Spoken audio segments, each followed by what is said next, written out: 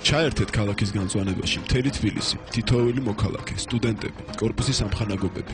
ეს არის ის, რაც აუცილებლად ჭირდება ქალაქს, ყველა ქუჩას, ეზოს. ვიფიქროთ შორს ჩვენ შვილებზე და შთამომავლობაზე. გეძლევათ ლოცვა კურთხევა. ყოველმა ადამიანმა წელიწადში უნდა დარგოს 12 ნერგი. 12 მოციქულის სახელზე. ჩვენ ყველაფერი უნდა გავაკეთოთ იმისათვის, რომ